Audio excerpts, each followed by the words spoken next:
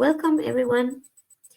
This is Voices of Transition, the podcast, a podcast dedicated to amplifying the voices of storytellers and change makers who are working towards a more just, sustainable world.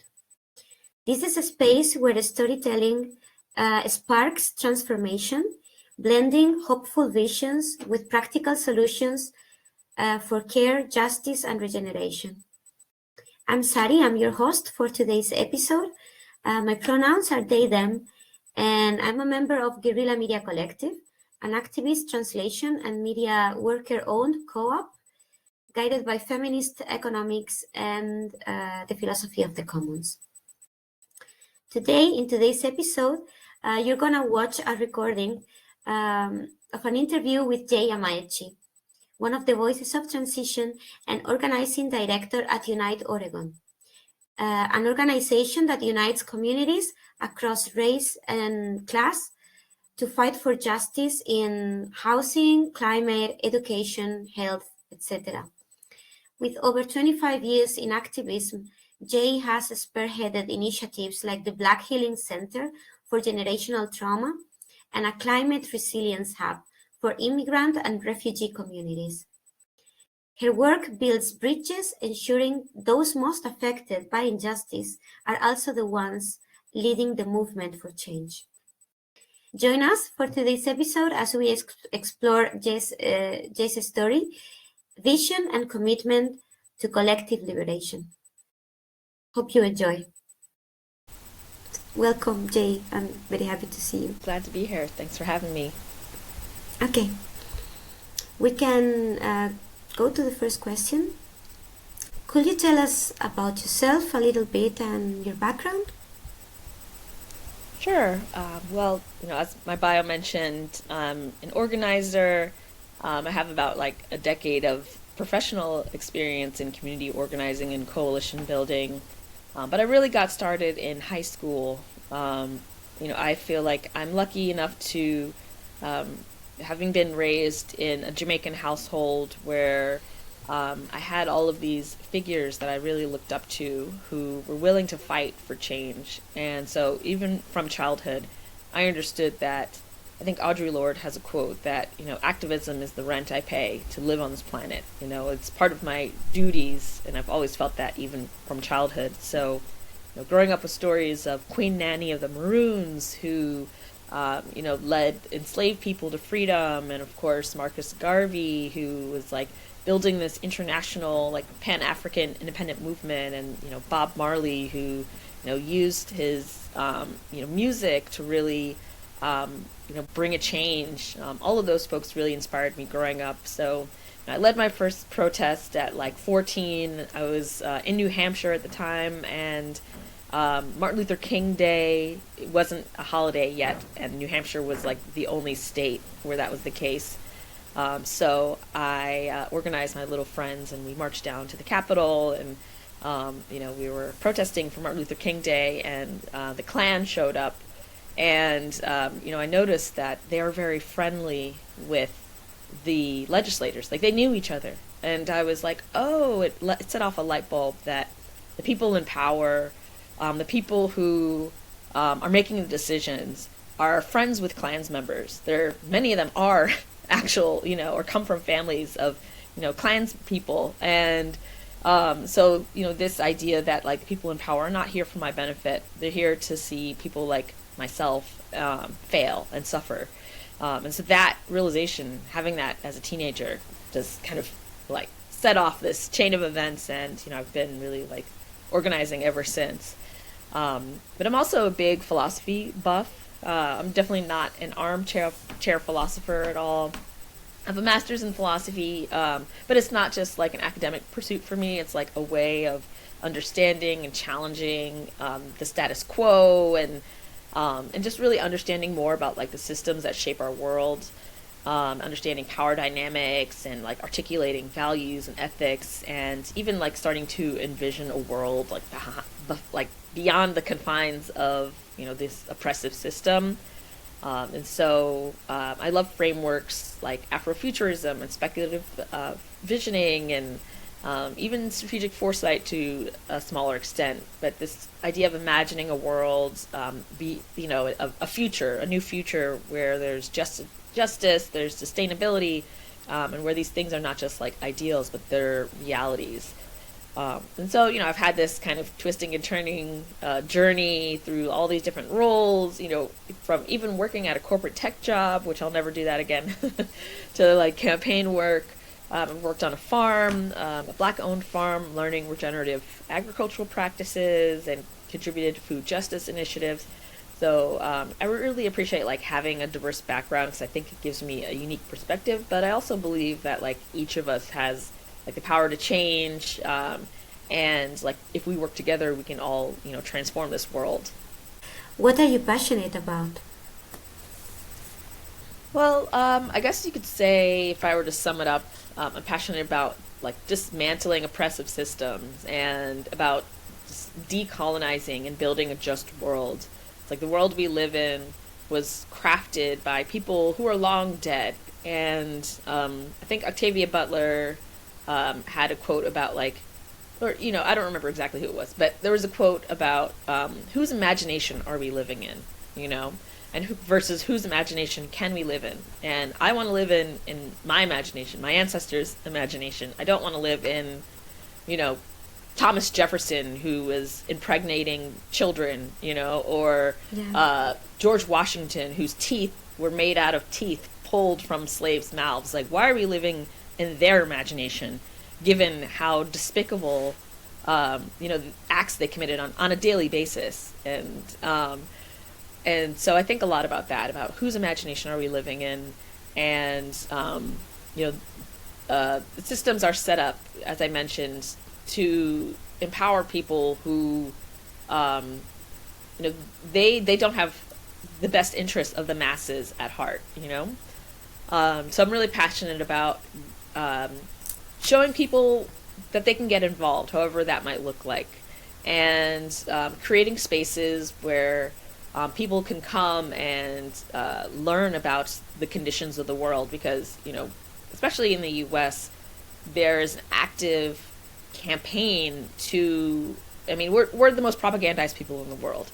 From birth, all we receive is propaganda. And so we have this completely distorted and manipulated worldview. And so I'm really passionate about helping people like unlearn that worldview in order to really truly see the world as it is. Because once you can see the world as it is, then you can do something about it. But when you're in this weird, hazy dream state of whatever the propaganda machine has like put into your head, and you're constantly experiencing this dissonance because your eyes and your heart can see the lie, but your brain is telling you that like, no, the reality is this, because we have these like colonized messages that are just like ingrained in us like from birth. So it's helping people like unlearn the colonized mindset, helping people get involved however they can. And so, whether that's in policy reforms or grassroots organizing or coalition building, but yeah, doing all of that to really bring about systems change, because we desperately need a change to build a world that's just equitable for everybody. Yeah.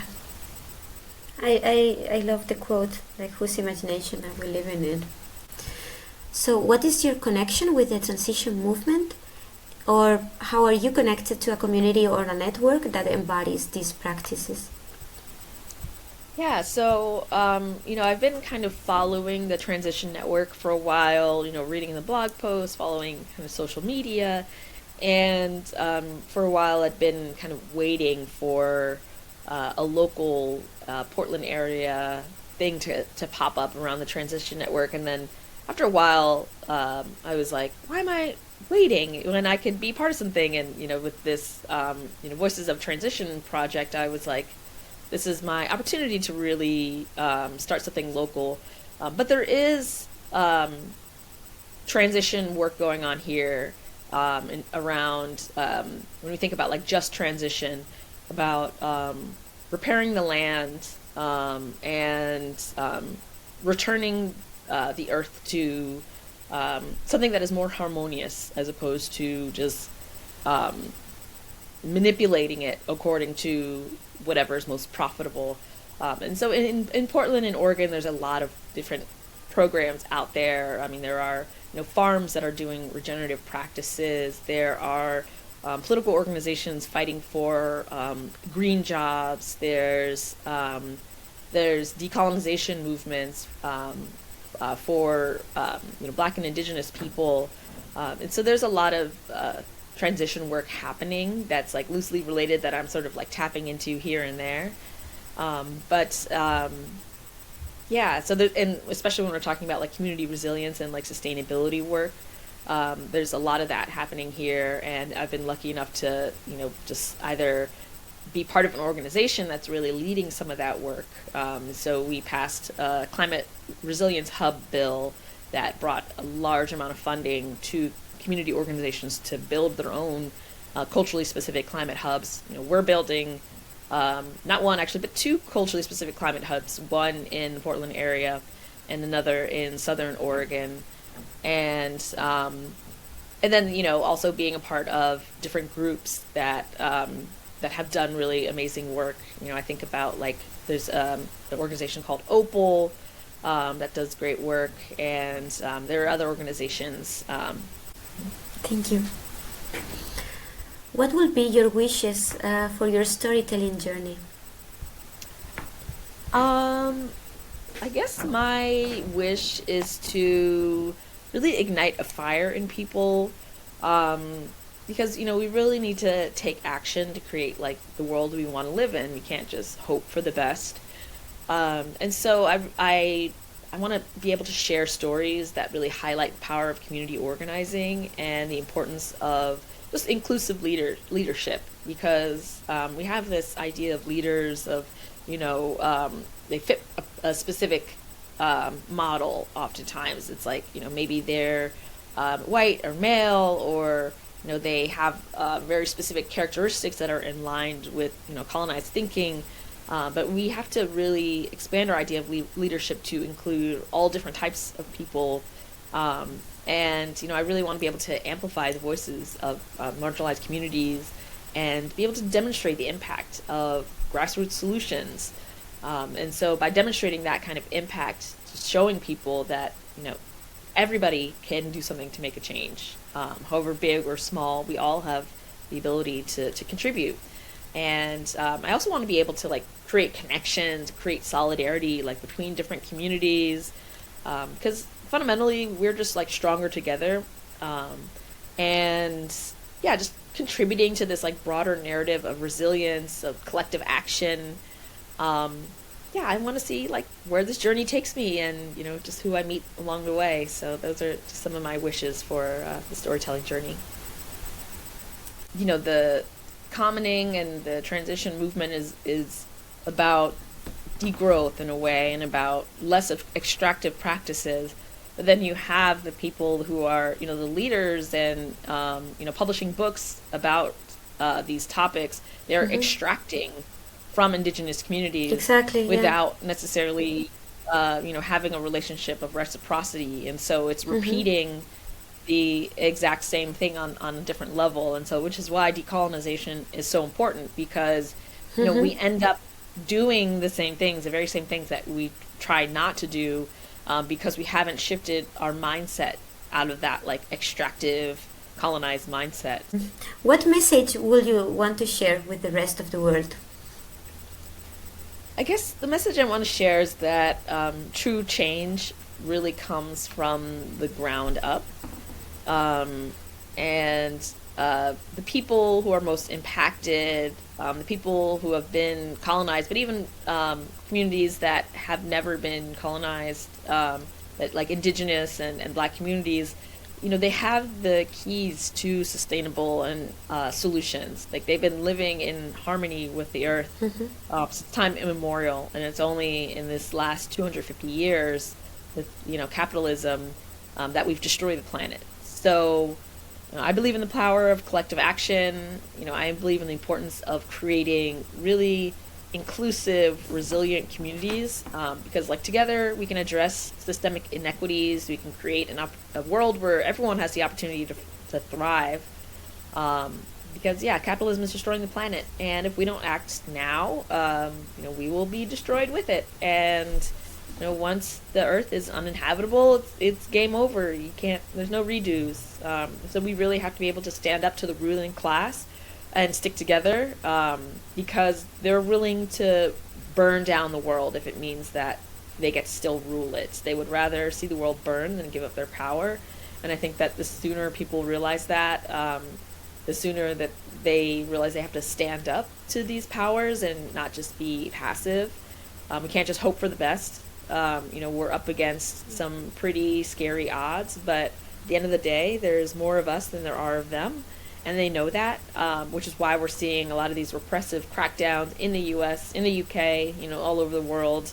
And it might seem unlikely, but like the underdogs, might seem like they don't have a chance, but I always like to remind people, Maya Angelou has a really powerful quote that I live by. And that quote is, "If one is lucky, a solitary fantasy can transform 1 million realities."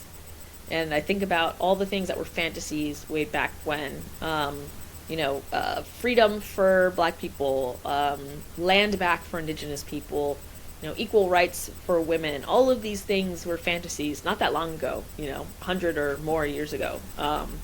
And now they're more or less common sense. And, I think soon things like degrowth and sustainable solutions, a lot of them are, in a way, common sense now, but they're not necessarily the common narrative. And I think as climate catastrophe continues to rev up, these things will become more common sense. And we need to use that towards our advantage. We need to be incorporating people into the movement, and people need to be thinking deeply about, both what are they willing to do, but also what are they willing to sacrifice. Because the world that we live in now, it is thriving, especially if we're living in the imperial core in the global north. Our world is thriving off the suffering and the blood of people in the global south. So we have to think about, what are we willing to give up in order to get back so much more, get back liberation of the planet, which is so much more fulfilling and so much more important than, all the little trinkets that we have, on our daily lives. So, that's the message I think I want to share to the world. Yeah, that's a very good point, actually. Yeah, it's interesting to think about that. But I understand that also capitalism makes life really hard for people. And so, we seek out convenience because everything else is so difficult. Just paying bills, getting medical care in the U.S., getting an education, all of these things are extremely difficult. And so consumerism is easy. Consumerism kind of takes the edge off. And so we need to be questioning our consumption. And also, when we're just we're shopping at Amazon instead of going to shops, people complain about loneliness or about not knowing their community members or not being able to date even. And it's like, how do you think people found people in the past? They would go places. They would go to the shop, and maybe the person next to you was an amazing person that you ended up having a conversation with, and you exchanged numbers. Now you're best friends, or you're married, or whatever, And so if we want to create the type of world that has better connections, we need to think very hard about our consumption habits and how those consumption habits are disconnecting us, from each other. So, that's another message that's really important, Yeah, it's just about how they've made it so, capitalism has made it so comfortable for us to just contribute to it, right? And they're really difficult. It's slightly uncomfortable, it's slightly inconvenient just to not do it that way, and people don't have time for it because they don't have time for anything. And everything is part of this, of this kind of ontology and window through which we look at reality, that it's very difficult to change, and just to decide not to be there. And okay, that was great.